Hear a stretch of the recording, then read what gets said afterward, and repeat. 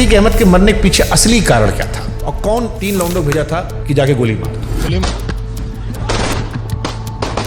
Bishnoi gang से weapon आया है। जितेंद्र गोगी वो व्यक्ति था जो बताता कि सुपारी आई कहां से। इन लड़कों को सिर्फ इतना मालूम था कि इन पर गोली नहीं चलेगी। तो 3 थ्योरी है।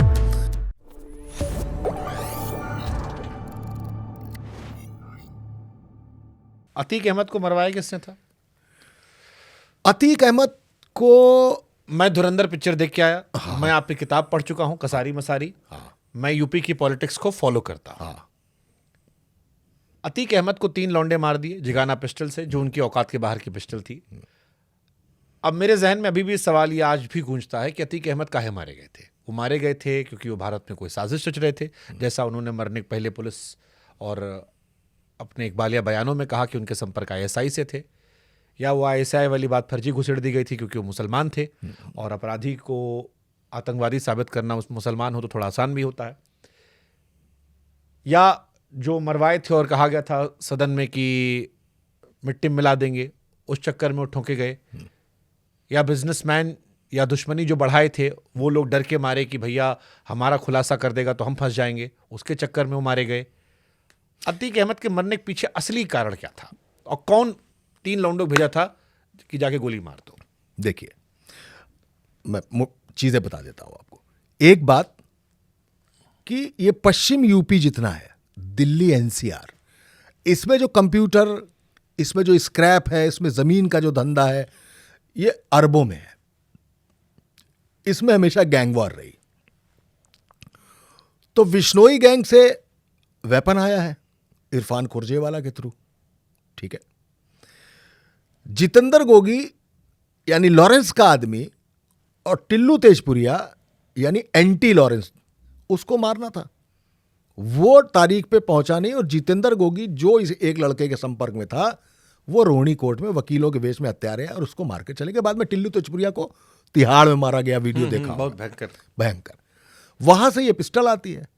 राठी भाटी गैंग, जिसमें राठी ने मुन्ना बजरंगी को मारा और तीन पिस्टल उसमें काम आती है। एक नाले में चली गई, एक बदल के बाहर चली गई, एक राठी के हाथ में रह गई। यहां से ये एग्जीक्यूशन है। ये एग्जीक्यूशन की कड़ी जितेंद्र गोगी पर टूट जाती है, क्योंकि जितेंद्र गोगी वो व्यक्ति था जो बताता कि सुपारी आई कहां से। इन लड़कों को भी नहीं मालूम था सुपारी कहां से आई थी। इन लड़कों को सिर्फ इतना मालूम था कि इन पर गोली नहीं चलेगी। तो 3 थ्योरी है। बहुत सारे व्हाइट कॉलर्ड लोग विद इन गवर्नमेंट, आज की गवर्नमेंट यूपी की बात कर रहा हूं, with in government, out of the government, वो लोग हैं जिनका हजारों करोड़ रुपया अतीक के साथ लगा हुआ था। आप अतीक के मर्डर वाले दिन पर ध्यान मत दीजिए, आप अतीक के मर्डर के 3 दिन पहले उस रेड पर ध्यान दीजिए जो इनकम टैक्स और ईडी ने डाली थी। ईडी ने डाली थी वहां पे, इलाहाबाद। सारे कंप्यूटर, डिस्क, सब चीज वहां से ले जाए गए, ठीक है। 3 थ्योरी है। एक, अतीक उनके लिए लायबिलिटी हो चुका था उमेश पाल के मर्डर के बाद, तो वो हजारों करोड़ और ये सारा राज खुलने के चक्कर में उन सारी चीजों को निपटा दिया गया। दूसरा, मिट्टी में मिला दूंगा। और तीसरा, विपक्ष ने इन अतीक के पार्टनर्स के साथ मिलकर यह सारा खेल इसलिए कराया ताकि योगी आदित्यनाथ ब्लॉटेड हो जाए। लेकिन पुलिस का जो एक्शन है उस दौरान, उसको देखकर लगता है कि कहीं ना कहीं सिस्टम यूज हो गया है। या तो सिस्टम यूज किया गया है या सिस्टम को यूज करके ही वो कराया गया है। ये है कुल मिला के। बस तीनों थ्योरी में सबसे प्रबल थ्योरी कौन सी लगती है? सबसे प्रबल थ्योरी सिस्टम को यूज करने का है। नंबर 2 वाली, सबसे ज्यादा, जो पिक्चर में दिखाया गया है। मतलब कॉन्सेप्ट हटा दें। नहीं, अच्छा, उसको आपने नंबर 2 कर दिया गया। सिस्टम इन्वॉल्व था, ये कह रहा हूं। सिस्टम तो सरकार से ही होता है ना। हाँ, तो वो सिस्टम मतलब सरकार भी शामिल भी था और इस्तेमाल भी वही की। मतलब ना कि सब नहीं थे। इस कमरे में बैठे हो सकता है केवल शुभांकर इन्वॉल्व हो। हाँ, हो सकता है, मनोज इन्वॉल्व ना हो, और मनोज को ये मालूम ही ना हो कि शुभांकर। हो सकता है, लेकिन बयान जब आया सदन में कि मिट्टी मिला देंगे, तो हम और आप एक्सपेक्ट तो कर रहे थे कुछ होगा। तो इसका मतलब वहीं से घूम के गया। जैसा पिक्चर में भी दिखाया गया कि भले योगी जी को नहीं दिखाया गया, जैसे पिक्चर में दिखाया गया, बस सेम तरीका वही है। इस अंदाज में, इसीलिए पुलिस वालों ने गोली नहीं मारी। गोली नहीं मारी। कहाँ मारी? हॉलस्टर में हाथ नहीं डाल, गोली मारना तो बात और की बात। इसीलिए तीनों लौंडे का आता पता नहीं आज के टाइम में। नहीं, जेल में है। हाँ मतलब अब तो नॉर्मल हो गया ना कि ओ वो तो उनको लौंडों को मालूम ही नहीं है करना क्या था। उन लौंडों को तो कैमरा दिया गया, माइक दिया गया, रेकी कराई गई, पुराने छोटे मोटे इतिहास थे, जज्बा बड़ा था। पैसा दे दिया 10 साल में छूट जाओगे। अरे छूट जाएंगे, या ये किसी दिन जेल में मार दिए जाएंगे, या कभी भागते वक्त गोली मर जाएगी। जब न्यायिक अभिरक्षा में अतीक मार दिए गए, जुडिशियल कस्टडी में मार दिए गए, तो इनका क्या होगा क्या मालूम।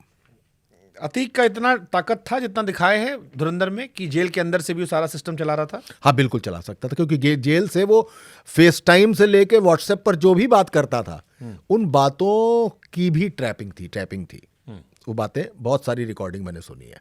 और अतीक जेल से ऑपरेट करता था। अगर नहीं ऑपरेट किया होता तो शाइस्ता को इन्वॉल्व नहीं करता, बरेली जेल में अशरफ के पास भेजता नहीं, और शाइस्ता इसकी मास्टरमाइंड ना बनती कि सारे लोगों को इकट्ठा करना, पैसा इकट्ठा करना, वेपन मंगाना, रेकी कराना और उमेश पाल को मरवा देना। अतीक की बीवी शाइस्ता कहाँ है? अतीक की बीवी शाइस्ता को आप मान के चलिए विकास दुबे के पूरे मामले में जो खुशी दुबे है वो है।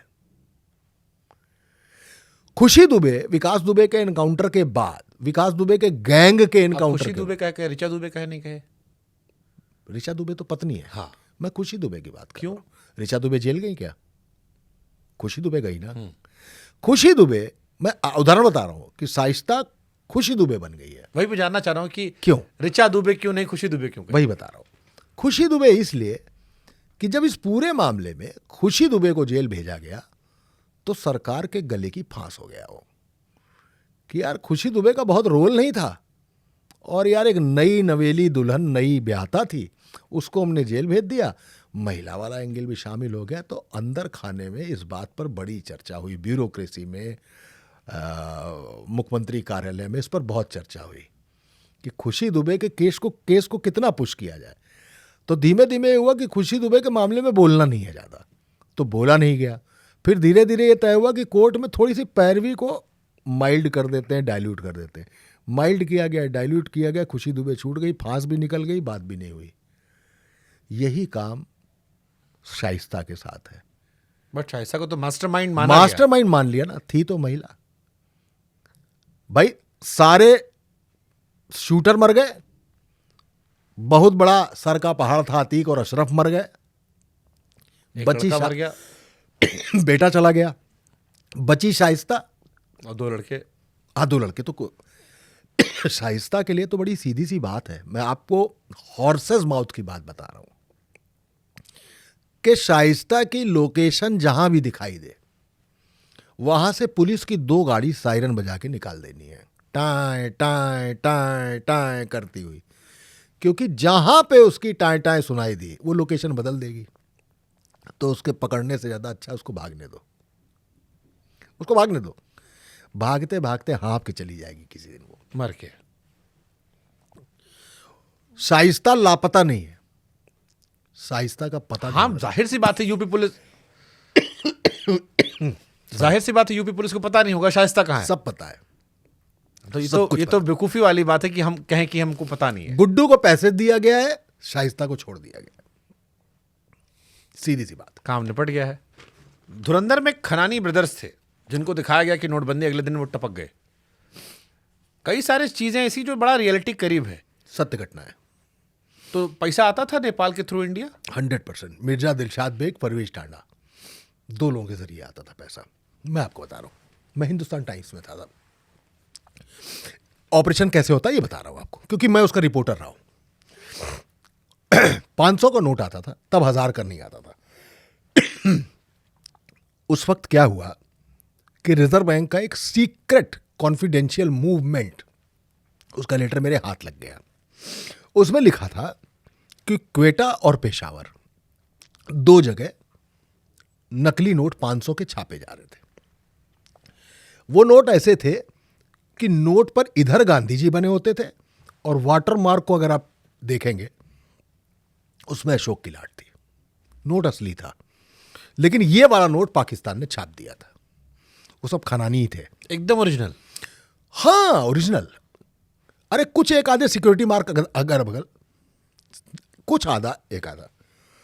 तो रिजर्व बैंक ने तय किया, रॉ और आईबी के उस पर कि हम क्या करेंगे, ये जो गांधी जी यहां बने हैं और वाटर मार्क पे जो अशोक बने हुए हैं, अशोक की लाट बनी है, इस अशोक की लाट को हटाते हैं। यहां भी गांधी जी, वाटर मार्क में भी गांधी जी। हम एक नई सीरीज लाते हैं, तो जिस 500 के असली नोट में अशोक की लाट भी बनी होगी वो भी हम रख लेंगे। ये एक सीक्रेट ऑपरेशन शुरू किया गया।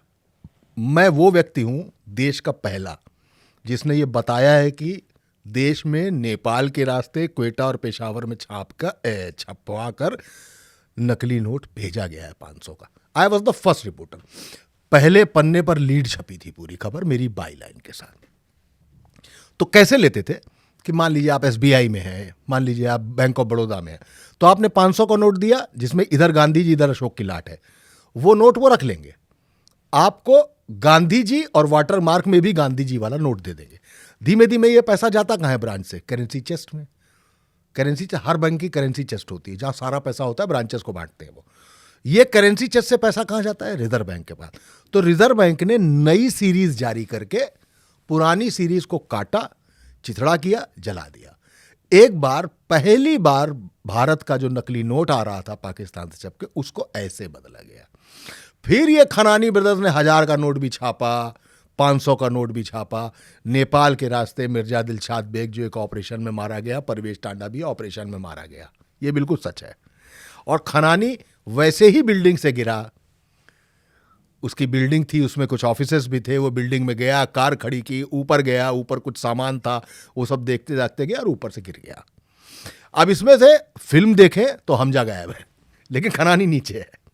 खनानी नीचे है तो माना उसको, पाकिस्तान की पुलिस ने भी उसको यही माना था कि उसने आत्महत्या की है। तो खनानी वाला प्रकरण तो बिल्कुल सही है।